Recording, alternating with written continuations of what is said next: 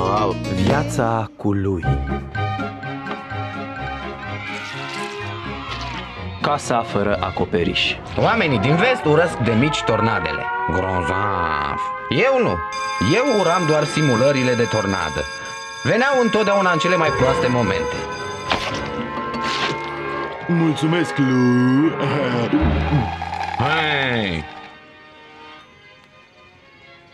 Liniște! O să zică cine e adevăratul tată. Întrerupem această emisiune. Haide!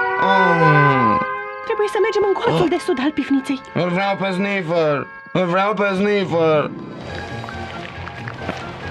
Vă rog să mă urmați în sala exponatelor. În fine, scopul venirii aici. Simulare de tornadă! Mi-aș dori să avem o tornadă adevărată. O, lui, o tornadă nu e deloc de dorit. De unde știi? Ai văzut vreuna? Îmi amintesc prima tornadă. Cel mai cumplit lucru pe care l-am văzut. O mulțime de animale au fost luate de vânt peste 3 state. Wow, animale zburătoare! Un măgar canadian a aterizat la noi în curte. Precis. Tommy, ce-ai cu tine? Te-ai îndrăgostit? Da! Dar să nu mă spui că altfel... Altfel ce? Mă omor cu lingurița? Poți să mă ajuți, lui? Nu știu nici măcar ce să-i spun. Da. Primul pas e să spui fratelui tău cel mare cine e norocoasa. Și bă, Bucătăreasa Newton? Wow! ce să fac? Nu mai spune nimănui! O pasiune pentru bucătăreasă. Wow!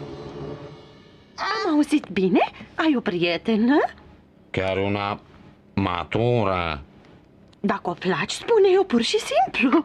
Să-i spun? Așa fac oamenii când le place cineva. Își împărtășesc sentimentele. Da, ca tata. Tatăl tău e mai romantic decât crezi. Uite scrisorile pe care mi le-a trimis de pe front. Ce-ți scria?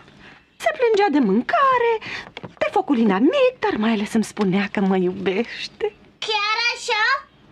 Pe mine și pe Patton. Pot să le citesc? Sigur, dar te rog să le pui la loc în termeni. Tatăl vostru nu știe că le-am păstrat și nu i-ar pica bine să le vadă altcineva. Bine, mama. Aura, Aura, Aura, ești fata pe care o ador, a? Ești iubita mea, singur, a? Drăguța ca Gabor, a? Și te iubesc enorm. Urât.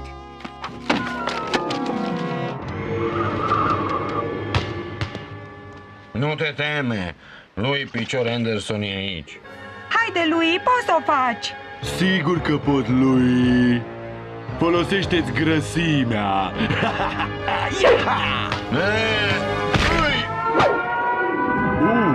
Atenție! Hei! Lăuntru! Asta nu este o simulare!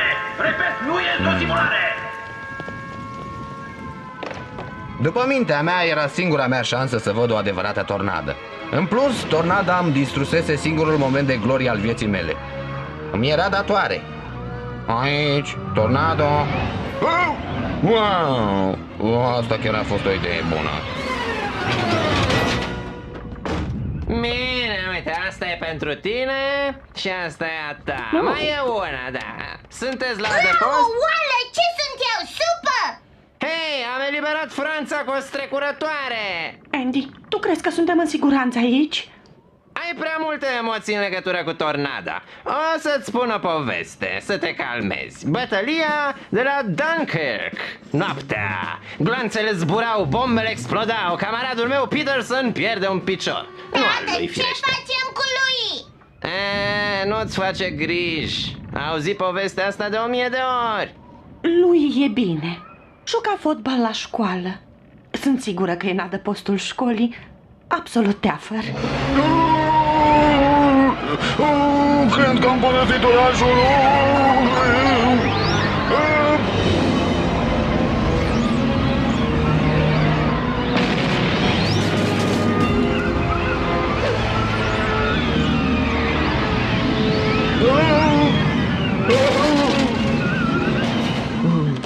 SOS! SOS! Am fost răniți! Unde pleci, Andy? Să verific Ramblerul. Nici o grijă, tată. E în garaj.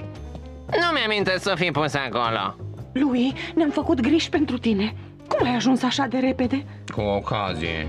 Super! Exact cum le-am lăsat! Tot Totul pare în ordine aici. Dragă, nu ne-am făcut luminator de curând, nu-i așa? Băieți, masa e gata!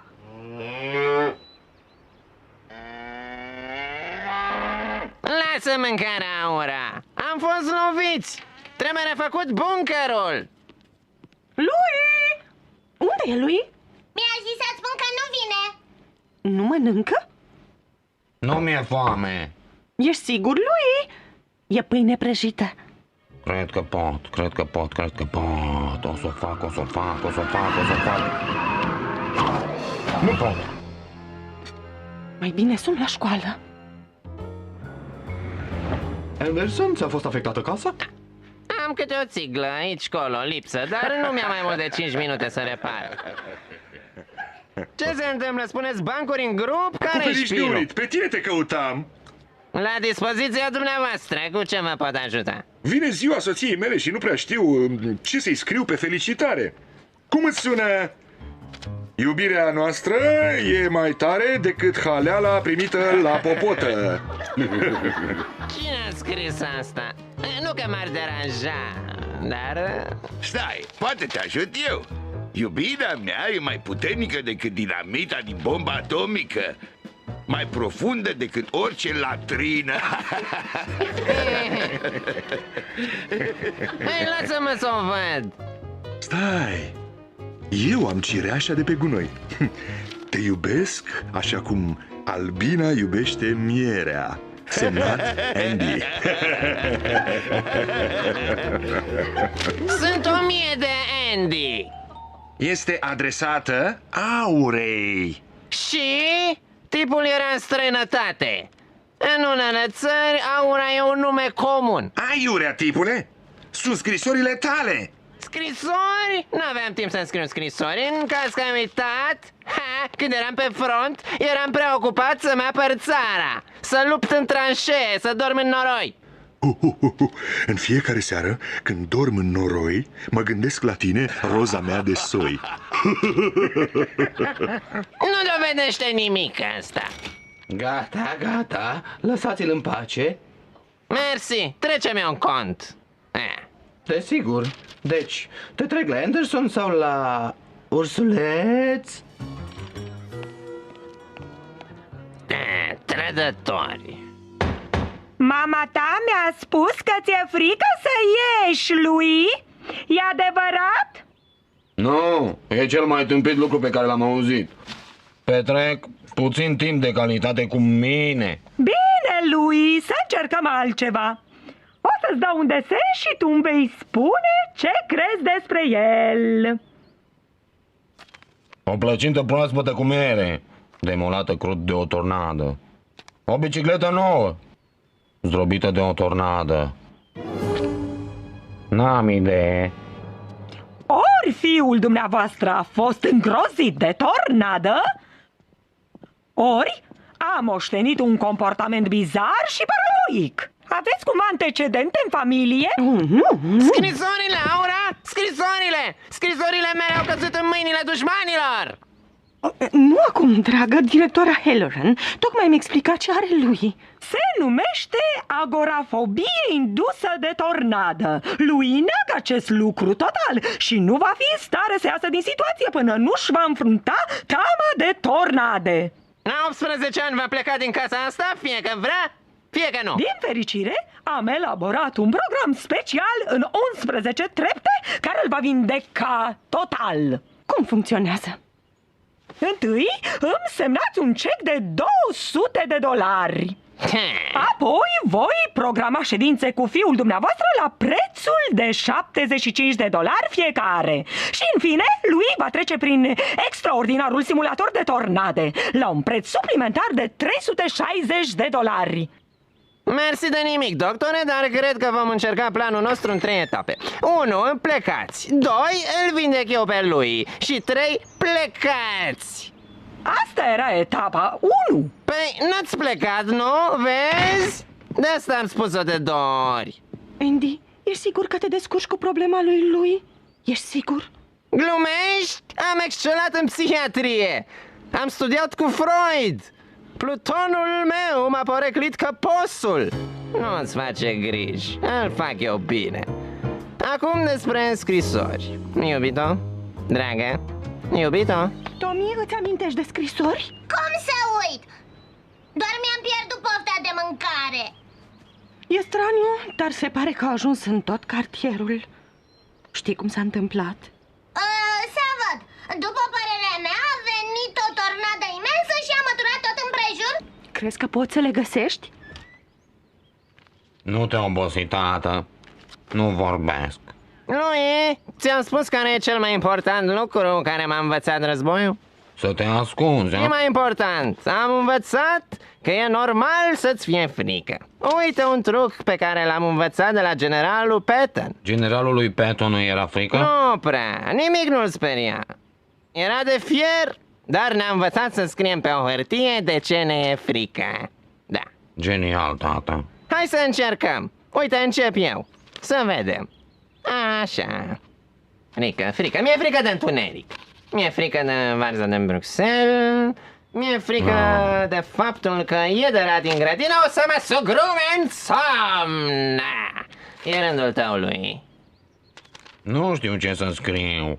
Te ajut. Ce ai zice să începem cu litera T?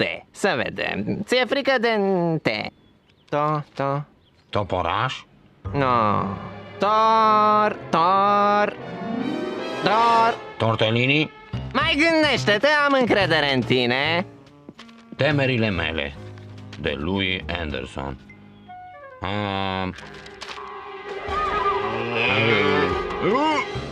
Termina. Hei, sindicatul va fi informat, Vaco. Iubirea mea e ca un izvor de multe, curgând spre tine, lacul meu. Ai curaj să vii aici și să repeți? Cu bine, ursuleț.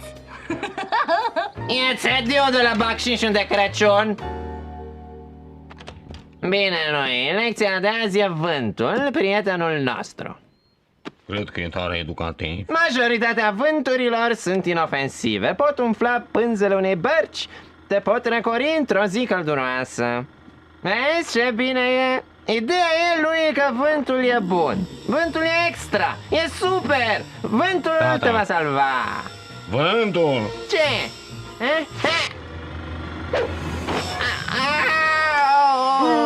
Ăsta e un exemplu de vânt rău.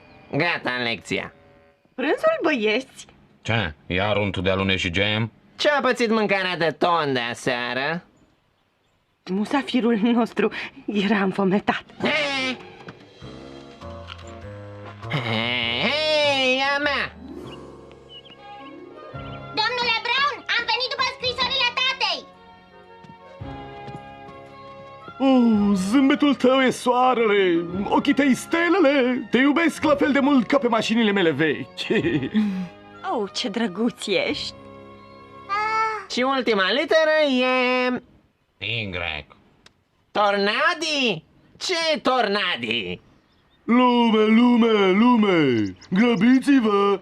Cu doar 25 de cenți puteți vedea singura, unica vacă zburătoare!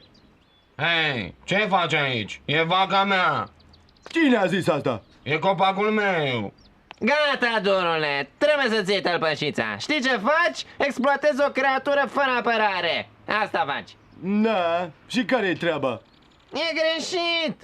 E ca și cum ai spune, hei, veniți să vedeți agorafobul. Hei, vreau 10% din câștig. Da, iarăși mă salvează domnul sensibil. Cât îmi doresc să îmbătrânesc cu tine. Te voi iubi până la sfârșitul vieții sau până voi cheli. Asta e cea mai tare, tată. Bine, lui. Așa, fiindcă ai lipsit atât de la școală, o să-ți predau eu. Ce noroc! 2 vaci de lapte pasc pe o câmpie. Deodată, o tornadă le ia pe sus și le duce... Am ceva bun pentru tine, fetiță. E strigător la cer, Aura. Da, mamă, noi ce facem? Băieți, știți foarte bine că are 4 stomacuri. Voi aveți doar unul și poate să aștepte până la cină. Gata, băieți, acum. Bine, soldat, să trecem la lucruri serioase și la ceva relaxant. Știi cărțile cu benzi desenate? Cu șoarecele care luptă cu infractorii? Adică Night Sniffer, justițiarul nopții? Da, ăla. Am văzut ultimul număr la magazin. Grozav. Mi-l cumperi și mie, tată? Da. Hei, așteaptă un pic.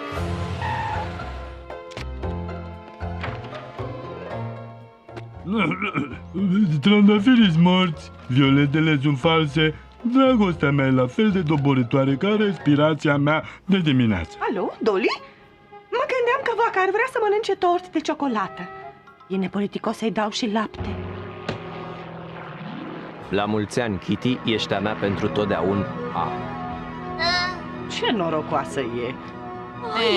La naiba. Iubito, nu pot să mă abțin. Scriu ce simt. Nu-mi pasă cine vede. E bine, Grunwald, e prea de tot. Eu am scris poezia și o știi și tu. Nu mi-e frică să o spun, sunt poet. Ai auzit? Andy Anderson scrie poezii și sunt mândru de asta.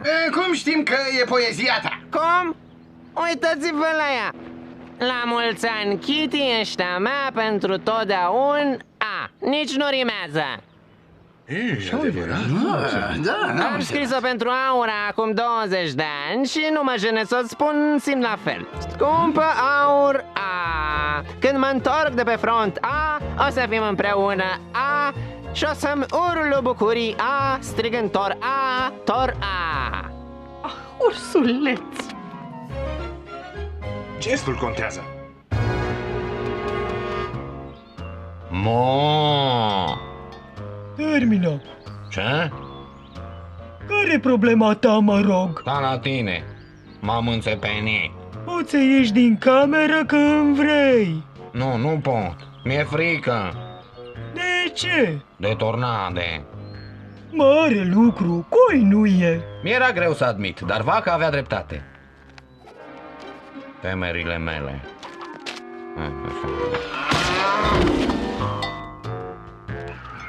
Hai!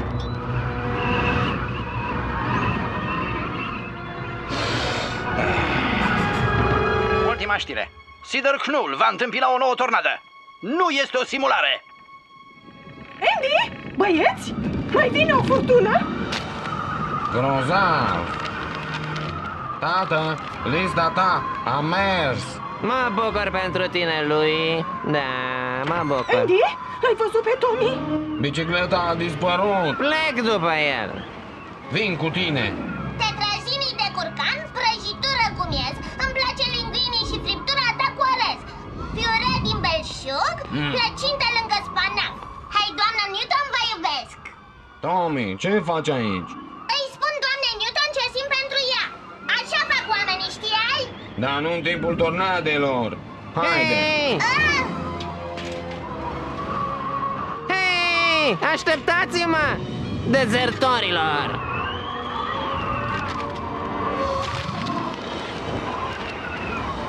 Cu acest ultim vârtej s-a terminat anotimpul tornadelor anul acela. Orașul a fost curățat, lucrurile au intrat în normal, stricăciunile s-au reparat, sau așa se părea.